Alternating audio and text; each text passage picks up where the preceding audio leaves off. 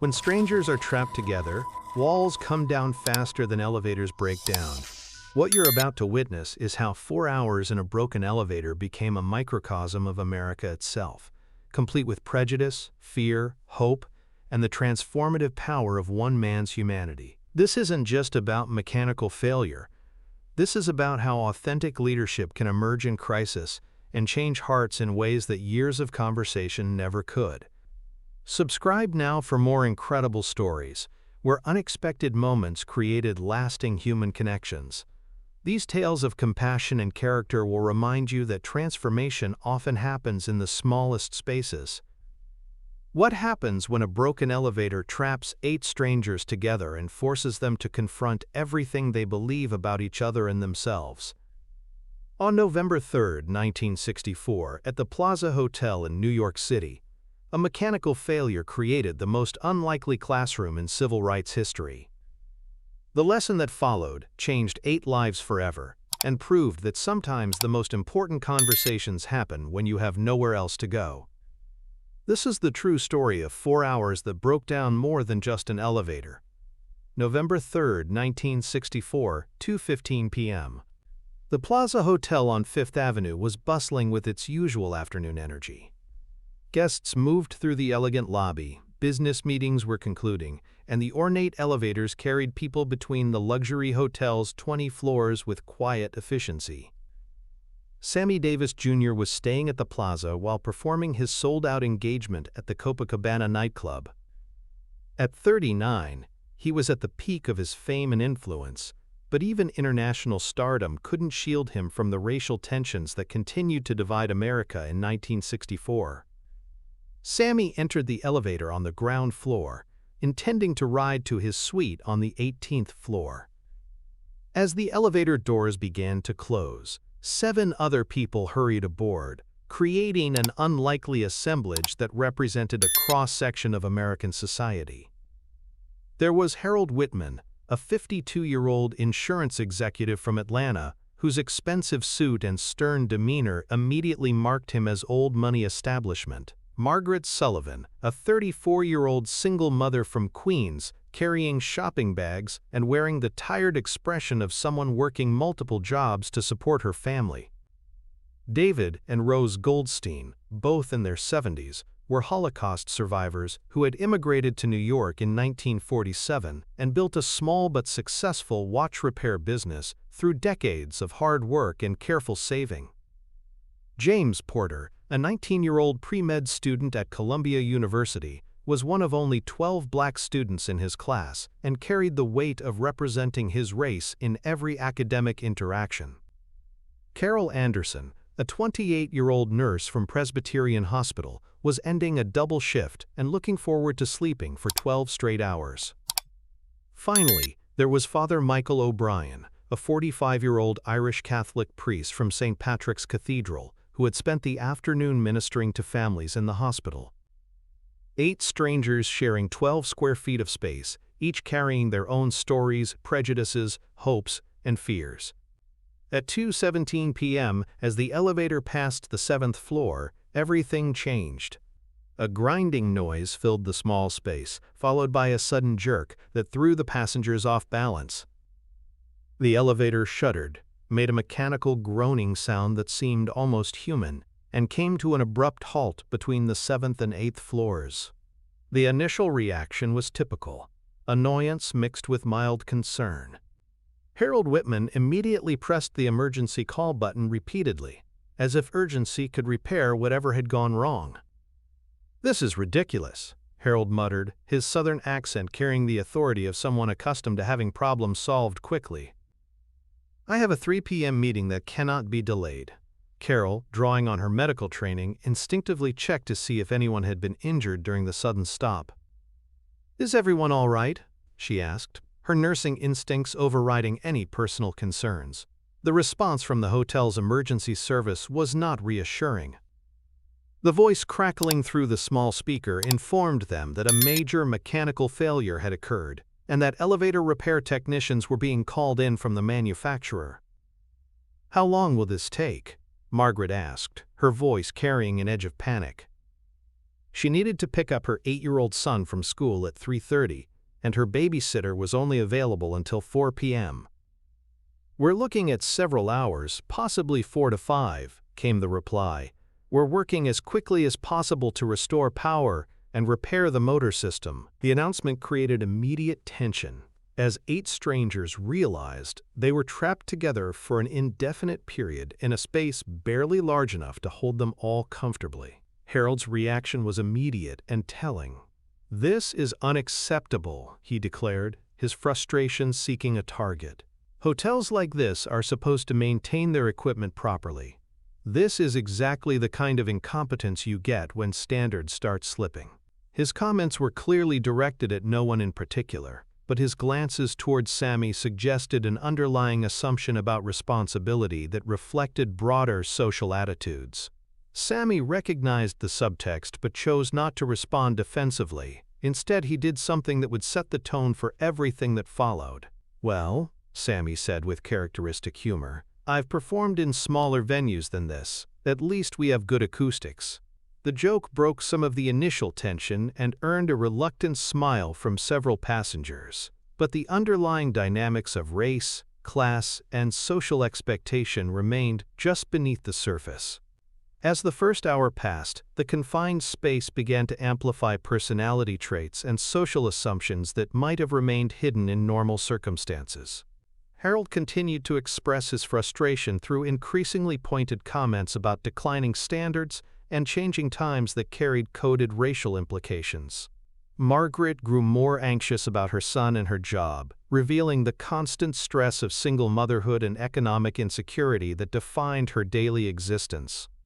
David and Rose Goldstein remained quiet, their experience as Holocaust survivors having taught them that complaining about discomfort was pointless, and that survival often required patience and endurance.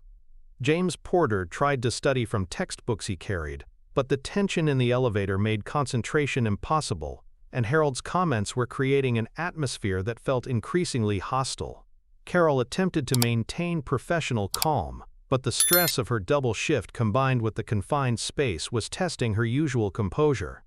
Father O'Brien watched the group dynamics with the trained eye of someone who had spent decades observing human behavior under stress. It was Sammy who recognized that the situation required intervention before tensions escalated into something more destructive. During the second hour, when Harold made a particularly pointed comment about certain people not understanding proper behavior, Sammy decided to address the elephant in the elevator. "Harold," Sammy said gently but directly, "I can tell you're frustrated, and I understand that. We all want to be somewhere else right now. But we're going to be here for a while, so maybe we could try to make the best of it." Harold bristled at being addressed so directly. "I don't think you understand the importance of the business I'm conducting," he said, his voice carrying clear implications about social hierarchy. "You're right," Sammy replied calmly. "I don't understand your business, just like you probably don't understand mine. But I do understand that all of us are stuck in the same situation, and we can either make it worse for each other or try to make it better." The exchange could have escalated, but Father O'Brien chose that moment to intervene with wisdom earned through years of conflict resolution. "Perhaps," the priest said quietly, "this is an opportunity to learn something about each other that we wouldn't have discovered otherwise." What happened next transformed the elevator from a prison into an unlikely confessional, where 8 strangers began to share truths they had never spoken to anyone. Margaret, overwhelmed by stress and exhaustion, began to cry as she explained her situation. Working 3 jobs to support her son after her husband had been killed in Vietnam, constantly worried about providing enough while being present enough, terrified that one missed shift or one childcare failure would destroy the fragile stability she had built. Her vulnerability created a ripple effect that encouraged others to drop their own defensive barriers. David Goldstein, speaking in heavily accented English, shared how he and Rose had lost their entire families in the Holocaust, but had rebuilt their lives in America through work and determination, only to face new forms of prejudice that reminded them that acceptance was never guaranteed. James Porter described the pressure of being one of only 12 black students in medical school, carrying the expectations of his family and community, while navigating daily microaggressions and overt discrimination from professors and classmates who questioned his presence. Carol revealed her own struggles as a woman in a male-dominated profession, working longer hours for less pay, while being questioned about her competence and commitment by doctors who assumed nursing was temporary work until marriage. Father O'Brien spoke about his own journey from growing up in poverty in Boston to serving wealthy congregations, while struggling to reconcile his religious calling with the social inequalities he witnessed daily. Even Harold, gradually disarmed by the honesty around him, began to share his own fears about changing times, admitting that his anger often stemmed from feeling that the world he understood was disappearing, and that his position in it was less secure than he projected. But it was Sammy's story that provided the emotional center that transformed individual confessions into collective understanding. "You know what's funny?" Sammy said during the third hour. "I spend my life entertaining people who applaud me on stage and then cross the street to avoid me afterward. I make more money than most people in this elevator, but I still can't eat at half the restaurants in the cities where I perform," he continued, his voice carrying no bitterness, just truth.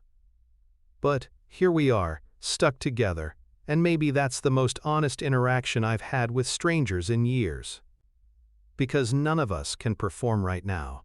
We can't pretend to be anything other than what we are." The observation resonated with everyone because it acknowledged the performative nature of most social interactions while creating space for authentic connection.